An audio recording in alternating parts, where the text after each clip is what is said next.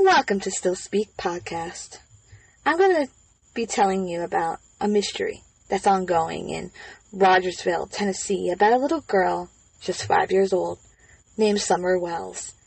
For those who may not be aware of the case, please listen and then share it to spread her story to as many people as possible.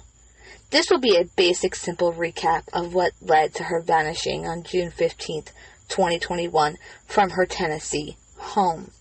I do a very thorough account of the entire story, the police activity, and what has unfolded in her case thus far, including much of the theories and speculations and accusations that have been made in a multi-part episode series. And those episodes range from 35 minutes to an hour each. You can see the links in the description box. So, it is definitely not a quick to the point type of analysis, but it's worth the listen as it gives a little background to how I view cases. We even discuss similar cases, and we discuss what can be learned from this case that we can apply to other cases we may follow in the future. And the day Summer went missing, she was out with her mother, Candace, and her grandmother, whose name is also Candace, but to not make this confusing, we're going to call her by her nickname, Candy. So, Candace is Summer's mother, Grandma Candy is Summer's, obviously, grandmother. And a family friend, a 15-year-old boy named Hunter, and they were out doing some errands, and at one point even went swimming. And I go further into those errands and what they were doing out about in town, deeper in my analysis, but for the sake of time in this recap, I'm going to stick to what, has been said happened once they arrived home. Grandma, Mom, and Summer. That video was taken of Summer in the car, and the timestamp was before 3:20, and it was after 3 o'clock, so we can assume, given the distance, they were about 20-30 minutes away, that they arrived home somewhere around 3:20 to 3:40. And Summer's 3 brothers, who were a little bit older than she is, were home while they had been out doing errands. And when they were doing errands, they had picked up some groceries. So the brothers came out to help bring in the groceries, and Candace and Summer went in the home to, do some house stuff. And Summer was playing with her toys, and it was mentioned by Candace that she had been doing laundry, and at some point, Candace walks outside her front door, and to the right of her front door is her mother's trailer that is located on the property. And she's seen her mother looking at her plants, and she asked her mom what was going on.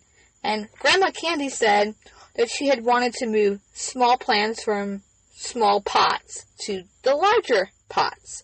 And so Candace said, okay, let me ask Summer if she wants to help. So she asked Summer. Summer comes out to help, and they did this. Summer had put some rocks in the pots for Grandma, and she even shared some of her Paw Patrol toys with Grandma and stuck them in the big pots. And of course, at one point, Summer was kind of over this, because, she is 5, right? She wants to go back inside, likely to play with her toys.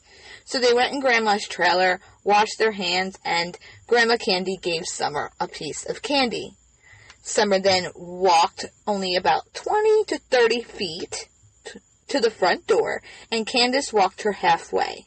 She seen Summer, according to her, go inside, and when she was inside, she walked up to the doorway, she peeked her head inside, and she told her 3 sons to watch Summer, she'd be right back. According to Candace, she then went back to Grandma's trailer to help her mother with her knee brace. In what she originally described as 2 minutes, and later 2 to 5 minutes, and we discussed this in the thorough analysis, she says she returned to the home, and Summer was not upstairs where the boys were. So she asked her sons, where's Summer?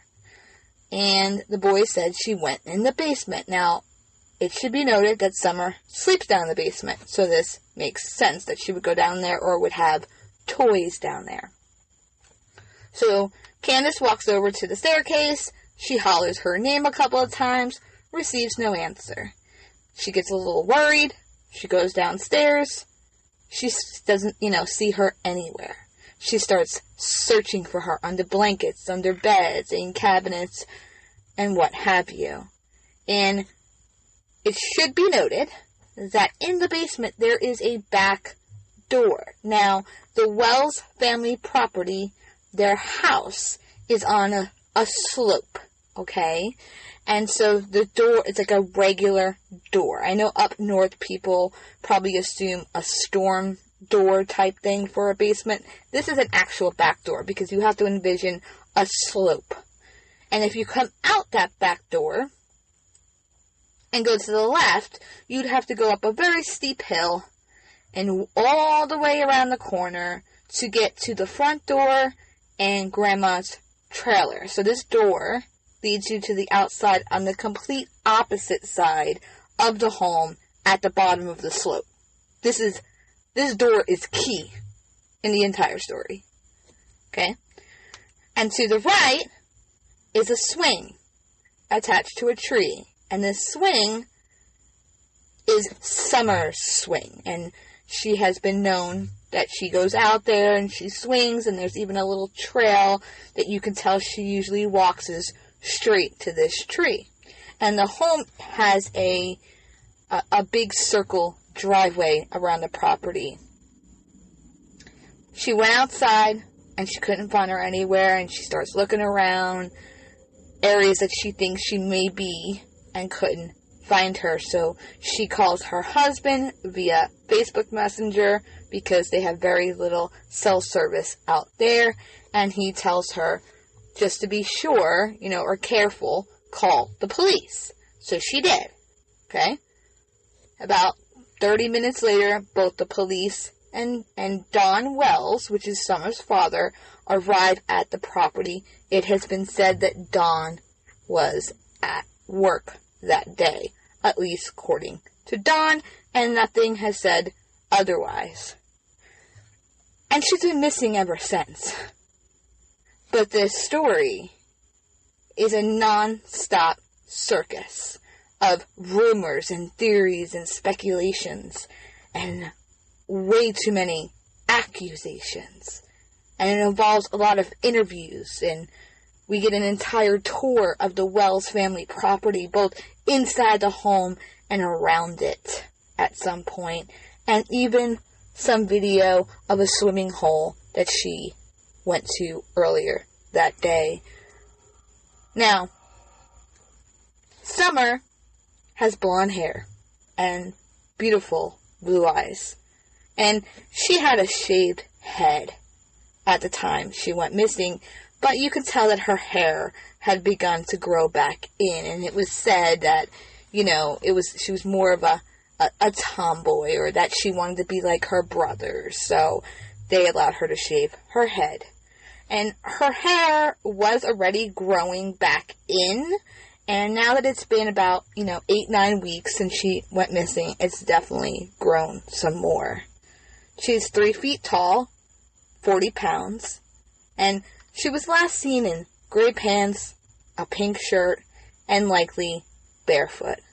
Anyone with any credible information, not speculation or theories, are told to call 1-800-TBI-FIND or Hawkins County Sheriff's Office at 423-272-7121 or email tips-to-TBI@tn.gov. Let's work together to help bring Summer home, and hopefully safely. Please share her story and join me in my episode series about Summer's case. Please give this video a like and consider subscribing, and don't forget to hit the notification bell to know when new content is up. You can find us on Facebook and Instagram, and you can also contact me at stillspeakpod@gmail.com. If you have a missing loved one or know of someone looking to get the word out about a missing loved one, please do not hesitate and go ahead and reach out to me. I will be glad to give them a platform to speak. Not all cases get as much attention, and I hope to use this channel to change that. Thanks.